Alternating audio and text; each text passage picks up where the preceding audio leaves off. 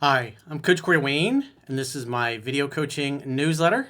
And the topic of today's newsletter is going to be she's ignoring me to put her own needs first? Huh? So I've got an email from a guy. He says he's 27 years old. He's in sales, and his girlfriend, who's 21, broke up with him. They haven't officially broken up, but they were together for about 10 months.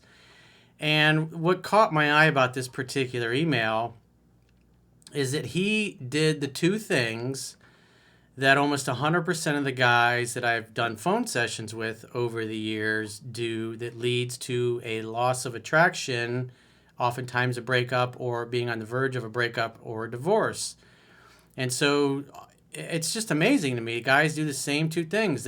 Once they get into a relationship, they stop dating and courting their girlfriend, or their wives for that matter.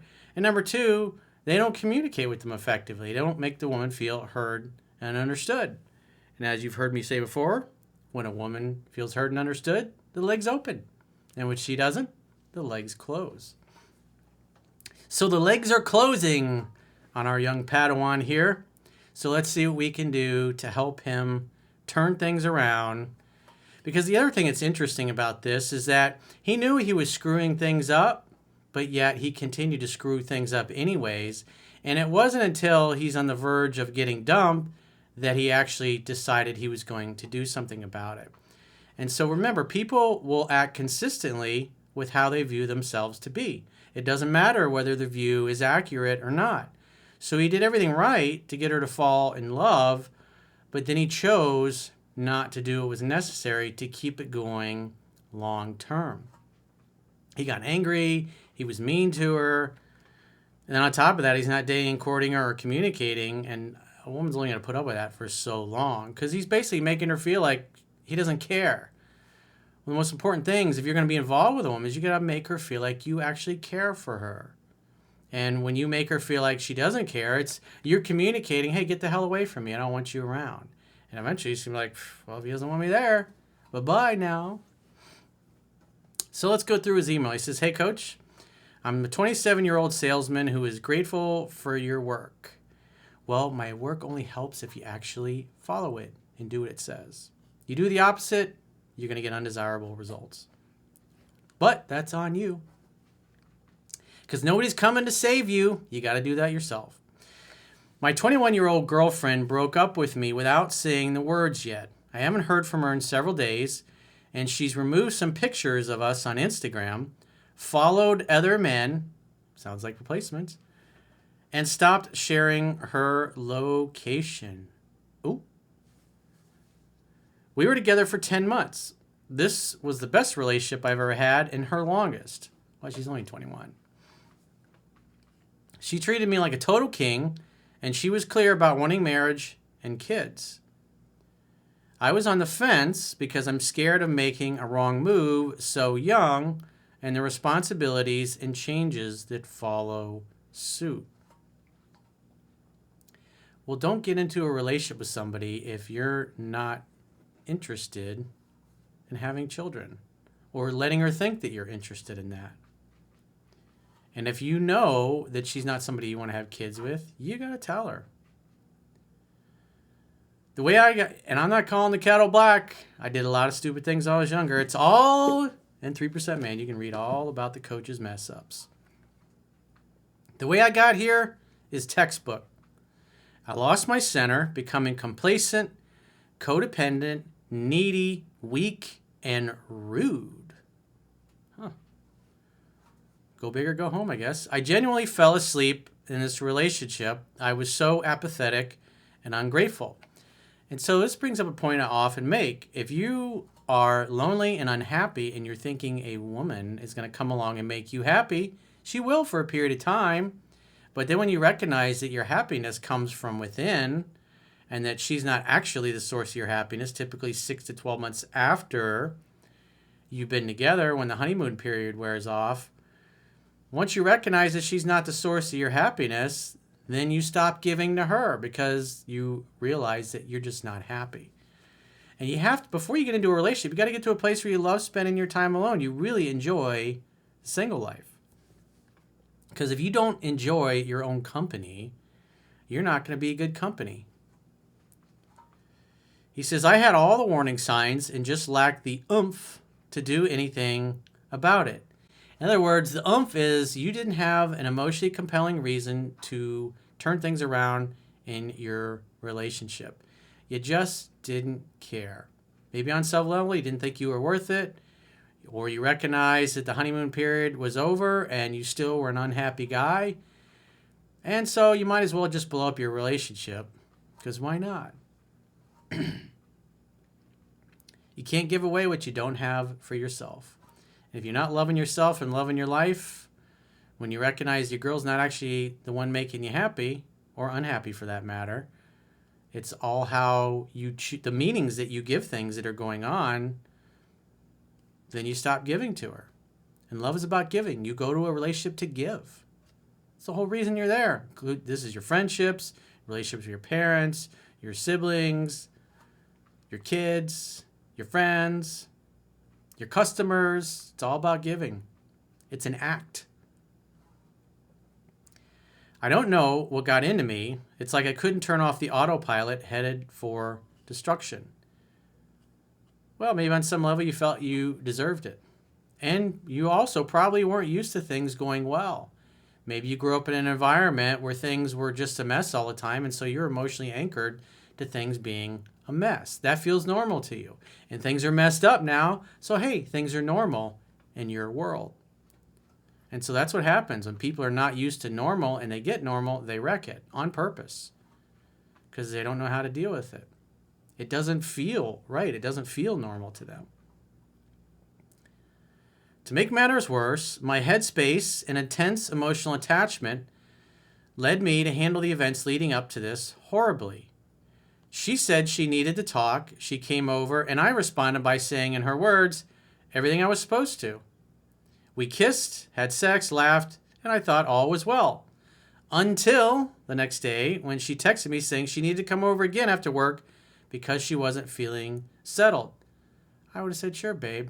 I definitely want to hear what you have to say. He says, like a fool, I started texting her back and forth. And this ended with her saying she didn't need to come over anymore. Because why? She's not going to feel heard and understood anyways. She's giving up. So I acted desperate. I called. She didn't pick up because I don't think it's a smart thing to do right now. I let how I feel about you come before my own needs. And you haven't put me first in a while. So she cares, but she knows if she comes over, she'll probably get soft and cave to you. So she's staying away. And she says, I can't do it again. I responded with a voice memo of me groveling, asking for a fighting chance, which got no reply. Well, it takes two people to make things work. And at that point, she is no longer making any effort to make it work. And so you can't fix anything if the other person just refuses to play with you. So that is on her. He says, I delivered flowers and a card to her dad's house immediately afterwards. She hasn't said anything about it, but stopped sharing her location with me. Not a good sign. So never try to keep somebody who doesn't want to keep you. And you obviously communicated you wanted to talk to her, but she's obviously feeling hurt because she didn't feel heard and understood. And whatever you said in that text just pissed her off more. Made her, because eventually a woman's going to start to feel like it doesn't matter. No matter what I say or how many times we talk about this, nothing's going to change. Especially if you never listen to me. If she tells you over and over, you say you're going to do something and then you don't. Eventually they're going to give up. They're not going to trust your masculine core. You can't tell a woman you're going to do something and then continually flake out on it or not follow through. At some point, they're just going to go, he's full of shit. I don't believe him. A few days later, I sent a poem to her email and texted her asking to do dinner, to which she said, I'm heartbroken and seeing you will make it too easy to fold on what I need to do for myself. I replied saying I was hurt too, especially because this is my fault. I still visualize our future together and I'll start fresh for you. She left me on read. So she's stonewalling you, which is not loving, are not the actions of somebody that wants to work things out. You have to recognize that. You have to look at what the other person is doing. When somebody says, I need space, you have to give them space. You don't keep barraging them like a needy, insecure, neurotic jackass. All it's going to do is drive her away even more. And that's what you're doing at this point, is acting like a needy, insecure jackass. A guy who's just totally losing his shit, basically. I feel so lost. She was one of the few great ones, and I know there's other fish in the sea, but she gave me everything I ever wanted to build a great life with, and I wasn't prepared. That's why, as the late, great Jim Rohn always used to say, I'll take care of me for you, and you take care of you for me. Well, the part about you taking care of you for her, you didn't do that.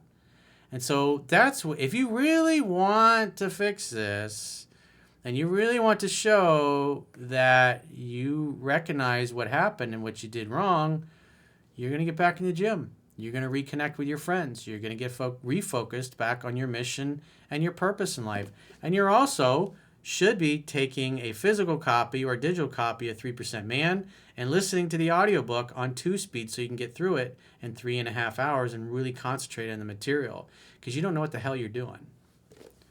So I can tell you haven't read the book 10 to 15 times. You maybe read it once or twice. Once you got into a relationship, you're like, I don't need this. I don't need to read this 10 to 15 times. I'm an expert. He says, I want this. I feel like if I had got on a call, it would be different. It's like, dude, this was long in coming. It's not because you weren't on a call with her. It was you were consistently being a jerk. Not making her feel heard and understood, not dating and courting her, neglecting her, and on top of that, being rude and abusive to her. He says, I don't know if no contact is my best bet. Please help. Again, she's pushing you away, saying I need time for myself. When a woman wants space, you must give it to her. You don't keep barraging her like a needy, insecure jackass trying to control things. You need to take care of you. And so when she does reach out, you can be calm. You're like, hey, babe, it's really good to hear from you. Good to hear your voice. I miss you. I want to see you. Get your cute little ass over here. Let's make dinner together and talk and catch up. Oh, I don't know. It's probably not a good time. It's like, babe, we can solve anything. I miss the sound of your voice. I miss your lips. I want to see you. I want you to feel heard and understood. I promise when you come over, we will talk. And before you leave, you will be right as rain. You will finally feel like you are heard and understood, and your man gets you. So come on over. Come on over. Hang out, have fun, hook up. But you got to make her feel heard and understood, because she came over and you hung out, had fun, and hooked up. But the problem was when she left, she really didn't feel heard and understood. You didn't really take the time.